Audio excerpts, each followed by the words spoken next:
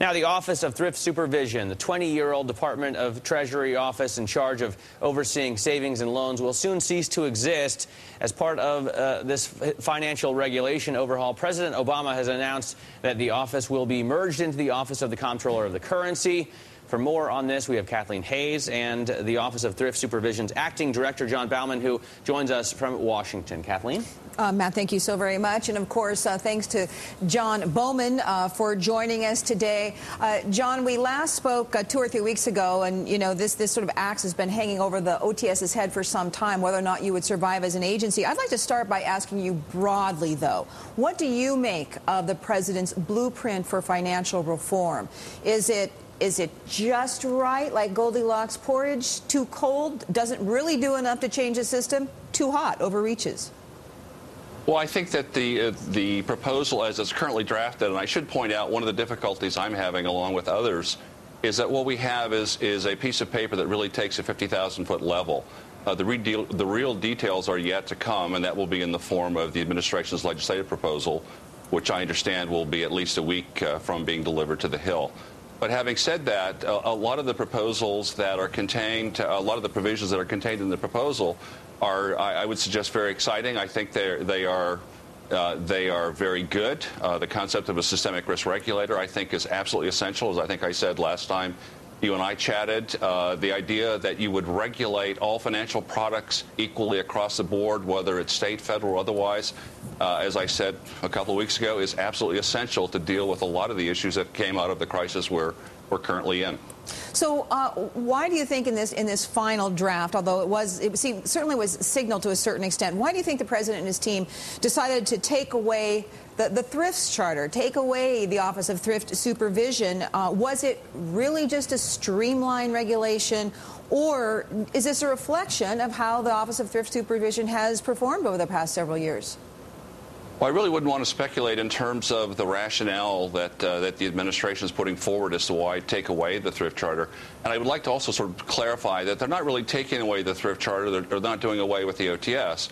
What they are proposing to do is to take the Office of Thrift Supervision, the Office of the Comptroller of the Currency, eliminate both offices, and put both of them into a new regulatory structure called the National Bank Supervisory Agency. In terms of the Thrift Charter, if I can believe what I am reading as late as this morning, it's been reported that Chairman Barney Frank of the House Financial Services Committee has come out and said that the Thrift Charter is not going away. There are over 1,000 thrifts, which include both federally chartered as well as state-chartered thrifts, that I don't remember the exact quote from the chairman. Basically, he said the Thrift Charter will not disappear. So in essence, you're saying your agency may survive just sort of housed in a larger department along with the OCC, and you would have sort of dual roles continuing to oversee the entities you oversee now? I think that's one of the details that is yet to be worked out, and that once the legislative language, the proposed legislative language, is delivered by the administration of the Hill, we'll have a better answer on that. And I think what I'm saying is that, at least under the proposal, there will be a supervisor for all federally chartered entities, both banks and, if Chairman Frank has his way, thrifts as well.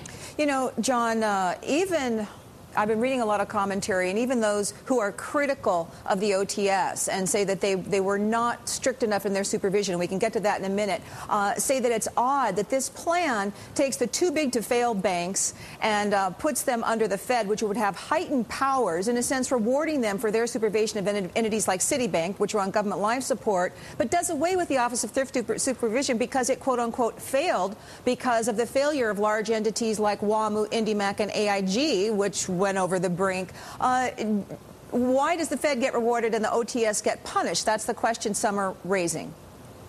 Well, I think that's a question I would probably like to defer at this point in time. I mean, those are questions you probably have to ask the people at Treasury who formulated the plan.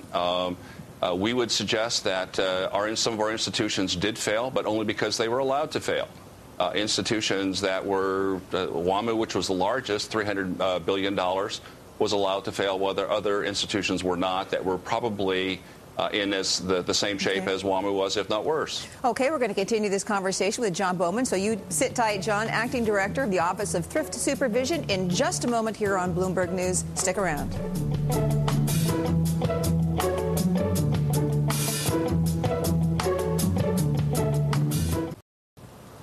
We're back with John Bowman, Acting Director of the Office of Thrift Supervision. And John, just wanted to quickly follow up on something with you that we were just talking about.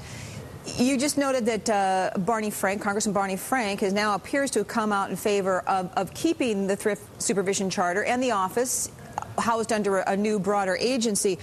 What if the Thrift Supervision Charter is done away with? Because we don't know what's going to happen, and the axes are out in Congress. What does that mean for the thrifts? Do they go and then look for some kind of state charter and regulation? Does it harm the industry? Does it help the industry? Well, I would suggest that we start with something called the Mutual Thrift Savings Association, which are 300 federally chartered. Under the administration's proposal, those organizations basically are disenfranchised. They're put into a position where they have to find, as you suggest, a state charter that would accommodate a mutual. Mutuals are owned by their depositors, or they have to convert to a stock form of ownership, which is a lot of these institutions which are well capitalized. They are showing a profit for this most recent quarter. That could be catastrophic for them. So that's one example where losing a thrift charter could be very, very difficult for some institutions to adopt to. I would also suggest, if I could, that our proposal has been for a number of years to deal with a number of issues, including the possibility of arbitrage, including the possibility of businesses selecting a charter to fit a need other than their business. We have set forward a proposal which said there should be two types of federal charters. One for those institutions that are engaged in commercial activities, and one for those institutions that are engaged in what I would call community and consumer activities. It's not necessarily a size-based approach, but if you want to deal with automobile loans, you want to deal with home mortgages, you would probably go with the community consumer charter. If you wanted to go with commercial services, investment banking, a lot of the activities that, say, an organization like Bank of America does, you'd go with that. And there would be no choice. The choice would be dictated by your business plan. John, how do you answer the critics, though, who say, and of course the president talked about the need for more regulation because of a culture of irresponsibility created by lenders and borrowers. And one of the criticisms of the OTS over the past few years is that there was a lax overseer.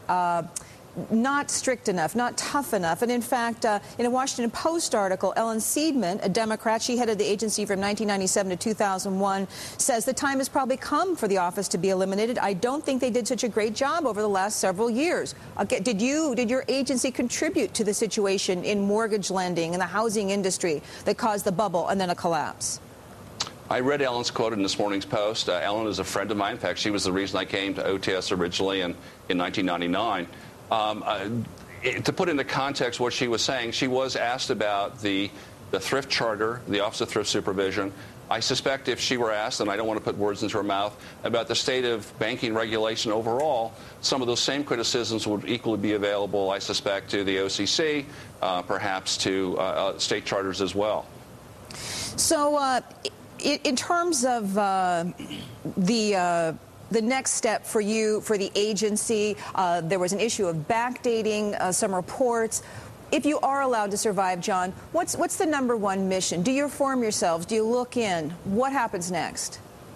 We have been looking in. We've engaged in any number of series of very, very intensive internal reviews, both as to institutions that have failed. As I mentioned a couple of weeks ago, we had done a very, very intensive review of the so-called backdating issue, as you refer to it. We have made changes so that will not happen again. We have areas where we can improve. I would also say that we have improved in considerable areas as far as our supervision. All right.